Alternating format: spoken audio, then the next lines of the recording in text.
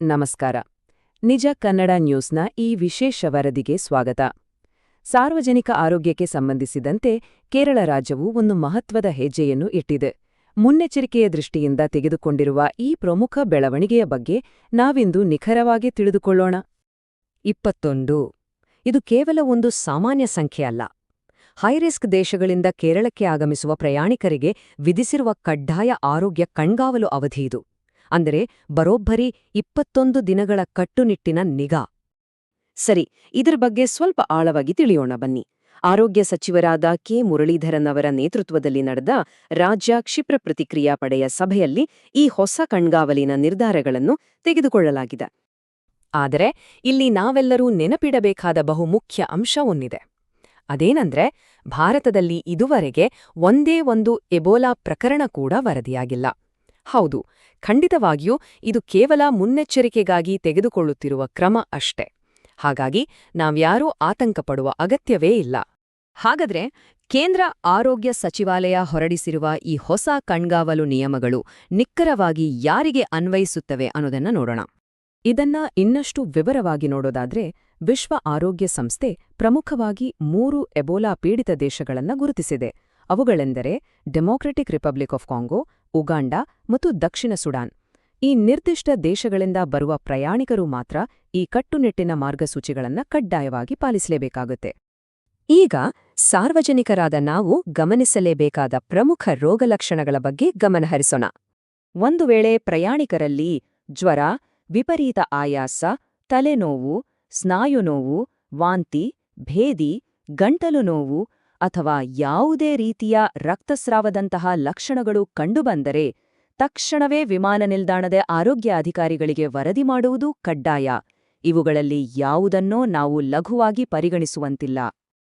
ಅಷ್ಟೇ ಅಲ್ಲ, ರೋಗಲಕ್ಷಣಗಳು ಇರ್ಲಿ ಇಲ್ಲದಿರ್ಲಿ, ದೃಢಪಡಿಸಿದ ಅಥವಾ ಶಂಕಿತ ಎಬೋಲಾ ರೋಗಿಗಳ ಜೊತೆ ಯಾವುದೇ ರೀತಿಯ ನೇರ ಸಂಪರ್ಕ ಇದ್ರೂ ಸಹ ಅಧಿಕಾರಿಗಳಿಗೆ ಖಂಡಿತ ತಿಳಿಸಬೇಕು. ಸೋಂಕನ್ನ ಮೂಲದಲ್ಲೇ ತಡೆಯೋ ನಿಟ್ಟಿನಲ್ಲಿ ಕಾಂಟ್ಯಾಕ್ಟ್ ಟ್ರೇಸಿಂಗ್ ಮಾಡೋದಕ್ಕೆ ಇದು ತುಂಬಾನೇ ಮುಖ್ಯವಾಗತ್ತೆ. ಸರಿ, ಈ ಸವಾಲನ್ನ ಎದುರಿಸಲು ರಾಜ್ಯದ ವೈದ್ಯಕೀಯ ಮೂಲಸೌಕರ್ಯ ಎಷ್ಟು ಸಿದ್ಧವಾಗಿದೆ ಅನ್ನೋದನ್ನ ಮುಂದಿನ ವಿಭಾಗದಲ್ಲಿ ನೋಡೋಣ. ಇದು ಆರೋಗ್ಯ ಇಲಾಖೆಯ ಬಹುಮುಖಿ ರಕ್ಷಣಾ ತಂತ್ರವನ್ನ ಅತ್ಯಂತ ಸ್ಪಷ್ಟವಾಗಿ ತೋರಿಸುತ್ತೆ. ಮೊದಲನೇ ಹಂತವಾಗಿ ಅಂತಾರಾಷ್ಟ್ರೀಯ ವಿಮಾನ ನಿಲ್ದಾಣಗಳು ಮತ್ತು ಬಂದರುಗಳಲ್ಲಿ ತಪಾಸಣೆಯನ್ನ ತುಂಬಾ ಬಲಪಡಿಸಲಾಗಿದೆ. ಎರಡನೇದಾಗಿ ಚಿಕಿತ್ಸೆಗಾಗಿ ಪ್ರತ್ಯೇಕ ಐಸೋಲೇಷನ್ ವಾರ್ಡ್ಗಳು ಹಾಗೂ ಐಸಿಯುಗಳನ್ನ ರೆಡಿಯಾಗಿ ಇಡಲಾಗಿದೆ.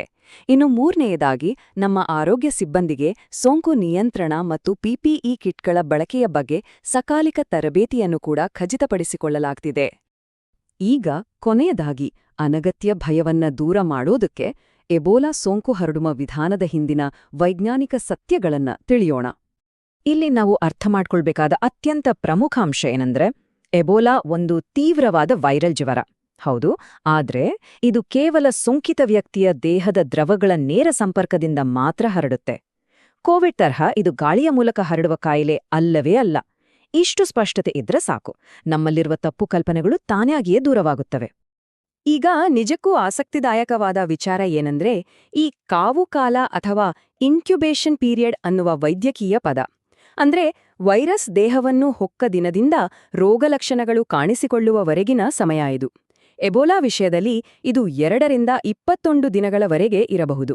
ವರದಿಯ ಆರಂಭದಲ್ಲಿ ನಾವು ಪ್ರಸ್ತಾಪಿಸಿದ ಆ 21 ದಿನಗಳ ಕಡ್ಡಾಯ ಕಣ್ಗಾವಲು ನಿಯಮಕ್ಕೆ ಇದೇ ನಿಖರವಾದ ವೈಜ್ಞಾನಿಕ ಕಾರಣ. ಒಟ್ಟಾರೆಯಾಗಿ ಕೇರಳದ ಈ ಮುನ್ನೆಚ್ಚರಿಕಾ ಕ್ರಮಗಳು ಸಾರ್ವಜನಿಕರ ಆರೋಗ್ಯ ರಕ್ಷಣೆಯಲ್ಲಿ ಒಂದು ಅತ್ಯುತ್ತಮ ಮಾದರಿಯಾಗಿ ನಿಲ್ಲುತ್ತವೆ. ಆದರೆ ಇದೇ ಹೊತ್ತಿನಲ್ಲಿ ಒಂದು ಬಹುದೊಡ್ಡ ಪ್ರಶ್ನೆ ನಮ್ಮೆಲ್ಲರ ಮುಂದಿದೆ. ಅಂತಾರಾಷ್ಟ್ರೀಯ ಮಟ್ಟದಲ್ಲಿ ಇಂಥ ಕಾಯಿಲೆಗಳು ದಿಢೀರನೆ ಹರಡುವಾಗ ನಮ್ಮ ಸ್ಥಾನೀಯ ಸಮುದಾಯಗಳನ್ನು ಸುರಕ್ಷಿತವಾಗಿರಿಸಲು ನಮ್ಮ ಜಾಗತಿಕ ಆರೋಗ್ಯ ನಿಗಾ ವ್ಯವಸ್ಥೆಗಳು ನಿಜಕ್ಕೂ ಸಾಕಷ್ಟು ಪ್ರಬಲವಾಗಿವೆಯೇ? ಯೋಚಿಸಿ. ನಿಜ ಕನ್ನಡ ನ್ಯೂಸ್ನ ಈ ವಿಶೇಷ ವರದಿಯೊಂದಿಗೆ ಜೊತೆಯಾಗಿದ್ದಕ್ಕೆ ಧನ್ಯವಾದಗಳು.